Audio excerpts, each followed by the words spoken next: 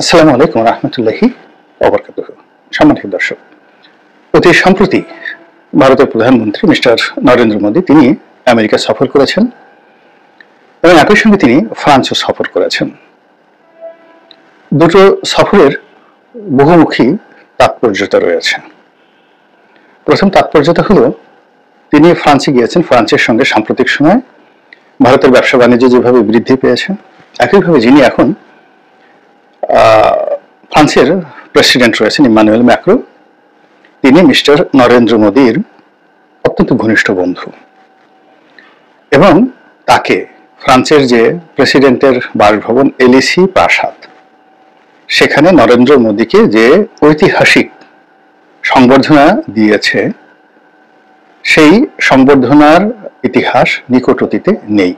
প্রাসাদে নিয়ে নিমন্ত্রণ করে ইন্ডিভিজুয়ালি এককভাবে যে সম্মান ফ্রান্সের মতো একটি শক্তিশালী রাষ্ট্র নরেন্দ্র মোদীকে দিলেন, এটি নিকট অতীতে আমি অন্তত দেখিনি 20-25 বছরে। দ্বিতীয়ত, ফ্রান্সের সঙ্গে অর্থাৎ ইমানুয়েল ম্যাক্রোর সঙ্গে শেখ হাসিনার একটি ব্যক্তিগত সম্পর্ক রয়েছে এবং ফ্রান্সের যে বিমান তৈরি, যে বিমান, সেই বিমান ক্রয়ের ব্যাপারে শেখ হাসিনা মোটামুটি একটা চূড়ান্ত সিদ্ধান্ত নিয়েছিলেন এবং সেই সিদ্ধান্তের কারণে ইমানুয়েল ম্যাক্রো বাংলাদেশে এসে শেখ হাসিনার সঙ্গে সাক্ষাৎ করে গিয়েছিলেন এবং এয়ারপোর্টে তাদের দুজনের যে বডি ল্যাঙ্গুয়েজ, সেটা আমরা এখনো স্মরণ করতে পারি। তো কাজে এই বিষয়টি এখানে রাখুন। দ্বিতীয় বিষয় হলো যে ভারতের সঙ্গে গত 4টি বছর ধরে আমেরিকার সম্পর্ক ব্যক্তিগত পর্যায়ে, অর্থাৎ যেটাকে বলা হয় রাষ্ট্রাচার নয়, ব্যক্তিগত পর্যায়ে, অর্থাৎ Joe Biden versus Narendra Modi খুবই খারাপ ছিল। একইভাবে সৌদি আরবের সঙ্গে ব্যক্তিগত পর্যায়ে আমেরিকার সম্পর্ক খারাপ ছিল, এমনকি জো বাইডেন সৌদি আরবে গিয়ে রীতিমতো অপমানিত, লাঞ্ছিত হয়েছেন। তার যে পররাষ্ট্রমন্ত্রী ব্লিংকেন, তিনি গিয়ে এয়ারপোর্টে বসেছিলেন অনেকক্ষণ। তো এরকম অবস্থা তৈরি হয়েছে, কিন্তু তাদের মধ্যে যে রাষ্ট্রাচার, যে রাষ্ট্রীয় যে কোঅপারেশনগুলো, সেগুলো কিন্তু ঠিকঠাক মতো চলছিল, কিন্তু ব্যক্তিগত সম্পর্কটা ছিল না। এর বাইরে যে বাইডেন সরকার, তাদের যে ডিপ স্টেট, এই পলিসির কারণে পাকিস্তানে ইমরান খানের ক্ষমতাচ্যুতি হয়েছে, শ্রীলঙ্কাতে ক্ষমতাচ্যুতি ঘটেছে, বাংলাদেশে শেখ হাসিনার পতন হয়েছে, মালয়েশিয়াতে ভারতের যেগুলো ভারতপন্থী যারা সরকার ছিল, তাদের পতন হয়ে মইজুর সাহেব এসছেন। এসবই আমেরিকার একটা মাস্টার প্ল্যান এবং ভারতকে চাপে ফেলার জন্য, যদিও ভারত তাদের কৌশলগত বন্ধু। তো এই সকল বিপত্তি কাটিয়ে ওঠার জন্য তারা অধীর আগ্রহ অপেক্ষা করছিল আমেরিকার শাসন ক্ষমতায় এই ডেমোক্র্যাটদের পতন হোক, এবং এজন্য মিস্টার নরেন্দ্র মোদী তার যে অর্থনৈতিক সাম্রাজ্য রয়েছে, আদানি গ্রুপ, আম্বানি গ্রুপ, এবং তাদের সহযোগী যারা রয়েছে দেশের বাইরে, যেমন হিন্দুজা পরিবার রয়েছে, অন্যান্য যারা এই সকল রাজনৈতিক ক্ষেত্রে অঢেল অর্থ বিনিয়োগ করে এবং ভারতীয় বংশোদ্ভূত লোকদেরকে মার্কিন যুক্তরাষ্ট্রের রাষ্ট্র ক্ষমতায় পৌঁছানোর জন্য বিলিয়ন বিলিয়ন ডলার খরচ করে। আপনি চিন্তা করুন যে ডোনাল্ড লুয়ের জায়গায় যাকে দেওয়া হয়েছে, তিনি একজন ভারতীয়। তুলসী গ্যাবার্ডের কথা আপনারা সবাই জানেন। তো এর পিছনে ভারতের একটা দীর্ঘমেয়াদী পরিকল্পনা থাকে এবং সেই কাজ করে কিন্তু তারা সফল হয়েছে। এবং সফল হওয়ার পরে মিস্টার ডোনাল্ড ট্রাম্প, যিনি আওয়ামী লীগের প্রতি সহানুভূতিশীল, শেখ হাসিনার সাথে ব্যক্তিগত সম্পর্ক এবং নরেন্দ্র মোদীর সাথে, পুতিনের সাথে একেবারে ওহি নকুলের যে উল্টো, আম দুধের মতো সম্পর্ক, তো সেই বন্ধুর সঙ্গে তিনি সাক্ষাৎ করতে গেছেন এবং সেখানে নজিরবিহীন তাকে সংবর্ধনা দেওয়া হয়েছে। এবং সেই সংবর্ধনার একটা video footage mister Donald Trump তার নিজস্ব যে ফেসবুক পেজ এবং টুইটার, সেখানে তিনি নিজে শেয়ার করেছেন। তো বোঝার চেষ্টা করুন এটা কতটা গুরুত্বপূর্ণ। একদম বিহাইন্ড দ্য সিনারিও, হোয়াইট হাউসের অভ্যন্তরে যে ঘটনাগুলো ঘটেছে, এরকম একটা দৃশ্য তিনি তার ফেসবুকে দিয়েছেন। তো এই সকল দৃশ্যের পাশাপাশি একটা সংবাদ সম্মেলন, সেটাও একটা ব্যতিক্রমধর্মী সংবাদ সম্মেলন। সেই সংবাদ সম্মেলনে ভারতীয় একজন সাংবাদিকের প্রশ্নের জবাবে মিস্টার ট্রাম্প যে কথাগুলো বলেছেন, সেই কথার সাদামাটা উত্তর হলো যে বাংলাদেশের বিষয়টি আমি প্রধানমন্ত্রী নরেন্দ্র মোদীর হাতে ছেড়ে দিলাম। এর কারণ হলো তিনি বাংলাদেশি বিষয়টি জানেন এবং দিল্লি গত 100 বছর ধরে, মোর দেন 100 ইয়ার্স ধরে এই বাংলাদেশ এবং অন্যান্য অঞ্চলের ওই অঞ্চলে যে রাজনীতি, তাদের ক্ষমতার পট পরিবর্তন, ডিপ স্টেট তৈরি করা, এই সমস্ত বিষয়ে তাদের স্টাডি রয়েছে, অভ্যাস রয়েছে এবং তারা জানেন। একেবারে সত্য কথা। তো এই কথা নিয়ে আমাদের বাংলাদেশে যারা লোকজন আছেন মোদী বিরোধী, শেখ হাসিনা বিরোধী, তাদের বক্তব্য হলো একেবারে মোদীকে বাস দিয়ে দেওয়া হয়েছে। দাদাই গিয়েছিলেন যেভাবে বড় আশা করে, বড় গলা নিয়ে, যেখানে সরাসরি তিনি একেবারে শেখ হাসিনার মতো স্পষ্ট ভাষায় বলবেন যে আমি এটা করবো, ওটা করবো, হ্যাং করবো, ত্যাং করবো, কিন্তু বাস্তবে তিনি একেবারে মোদীর গালে থাপ্পড় মেরে দিলেন। তো এই আমরা বলছি। আবার অন্যদিকে আওয়ামী লীগের যারা লোকজন আছে তাদের মধ্যে রীতিমতো উল্লাস তৈরি হয়েছে। এবং আপনি যদি ভারতীয় পত্র পত্রিকা, যারা ইউটিউবার রয়েছে এবং সোশ্যাল ইনফ্লুয়েন্সার রয়েছে, আমি দৈনিক 3টি ভিডিও করি। আমি 3টি ভিডিও করি, গড়ে এই 3টি ভিডিও 24 ঘন্টায় 8 থেকে 9 লাখ লোক দেখে। অন অ্যাভারেজে মাসে 1 কোটি থেকে 1.5 কোটি লোক আমার এই চ্যানেলে দর্শক, গত 1 বছর ধরে অন অ্যাভারেজে।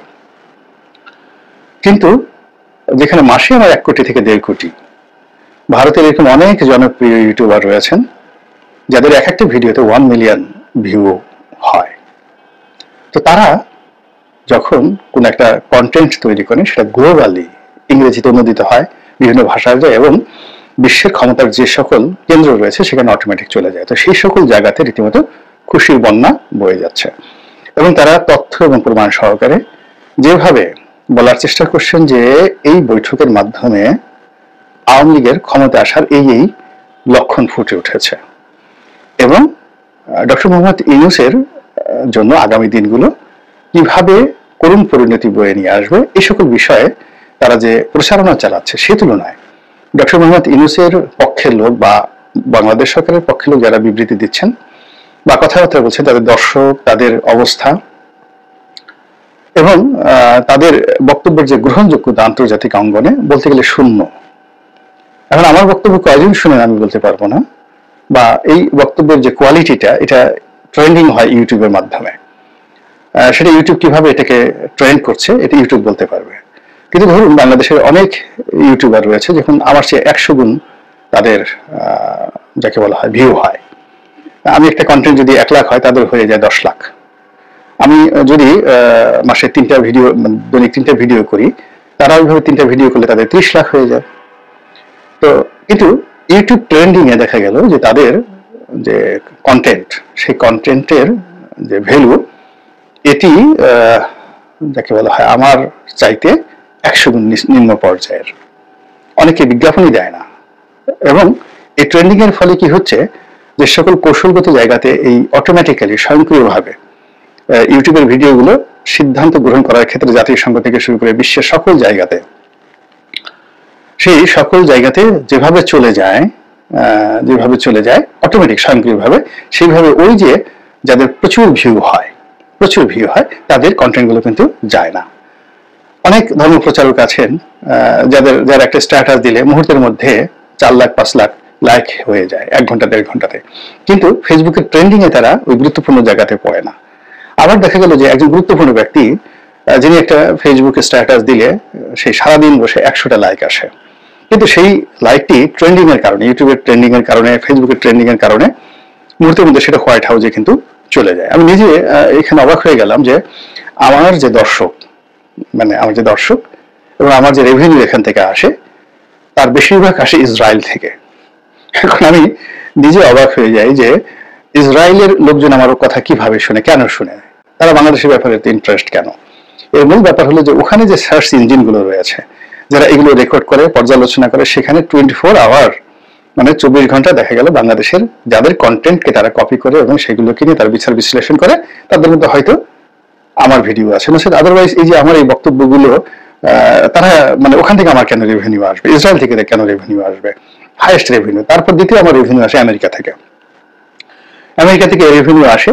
তো আমেরিকার যারা লোকজন বাঙালি আছেন তারা দেখেন, তার সঙ্গে সঙ্গে আমেরিকার যারা বিভিন্ন লোক মানে কৌশলগত যে জায়গাগুলো আছে, তারা যদি না দেখতেন তাহলে সেখান থেকে আমার এই মানে হাই রেভিনিউটা আসতো না। তো এখন সেই দিক থেকে এই যে আওয়ামী লীগ যা কিছু করছে, উল্লাস প্রকাশ করছে, তারা সামাজিক মাধ্যমে যেখানে ট্রেন্ডিং হয় সেই জায়গাগুলোতে তারা হিট করতে পারছে। এবং হিট করার কারণে কি হচ্ছে, তাদের যে কোনো বক্তব্য, যে কোনো কথা, যা কিছু সেটা অতি দ্রুত পৌঁছে যাচ্ছে জায়গা মতো, এবং যাকে বলা হয় একটা রীতিমতো অস্থিরতা তৈরি করছে। শেখ হাসিনা টুস করে ঢুকে পড়বে বা অমুক হবে অমুক হবে, এটা নিয়ে এত হইচই কেন? আর হয় রাজ, আমাদের দেশে আমরা নিজেরা যে বিষয়গুলো নিয়ে হইচই করছি, আজকে এটা হচ্ছে, কালকে ওটা হচ্ছে, ভারত চলো, দিল্লি চলো, ইনকিলাব জিন্দাবাদ, এগুলো কেন আন্তর্জাতিক অঙ্গনে, দেশের বাইরে এগুলো নিয়ে একটা টু শব্দ হয় না কেন? কেন এই জিনিসগুলো নিয়ে দিল্লিতে একটা টু শব্দ হয় না? তো এই বিষয়গুলো বুঝতে হবে। এবং সেই কারণে কি হচ্ছে, এই যে নরেন্দ্র মোদী এবং ডোনাল্ড ট্রাম্পের যে বৈঠক এবং সেখানে যে বক্তব্য, সেই বক্তব্যের অন্তর্নিহিত যে বিষয়গুলো, এই বক্তব্যের ইতিহাস, সামনের পিছনের ঘটনা এবং পারিপার্শ্বিক যে বিষয়, সেই বিষয়গুলো সরকারকে মূল্যায়ন করতে হবে। আমরা যারা কন্টেন্ট তৈরি করে আমাদেরকে মূল্যায়ন করতে হবে। তাহলে হয়তো দেখা যাচ্ছে যে আগামীতে আমেরিকা সংক্রান্ত, কূটনীতি সংক্রান্ত, তারপরে যে এখন যে এনজিও গ্রাম সরকার বলা হয়, এনজিও ব্যাক্ট সরকার বলা হয়, গ্রামীণ ব্যাংকের সরকার বলা হয়, তার সঙ্গে ডোনাল্ড ট্রাম্পের কি রাগ আছে, কি বিরোধ আছে? তিনি হঠাৎ করে কেন ইউএস এইডের মাধ্যমে বাংলাদেশে যে সকল সাহায্য আসতো, এর মধ্যে রোহিঙ্গাদের জন্য খাদ্য বাবদ যে টাকা আসে, এই টাকাটা ছাড়া সব সাহায্য বন্ধ করে দিয়েছেন। ফলে আমেরিকার মদতপুষ্ট যে সকল এনজিও ছিল, পরিবেশবাদী এনজিও হোক বা ধরুন এই যে বিভিন্ন সভা সমিতি সেমিনার করে বড় বড় অর্থনৈতিক বক্তব্য দেয়, বিশাল ভুঁড়ি বানিয়ে ফেলেছে, এগুলো দেখবেন আগামী 4-5 মাসের মধ্যে সবগুলোর ভুঁড়ি একদম শুকিয়ে হাড্ডিসার হয়ে গেছে।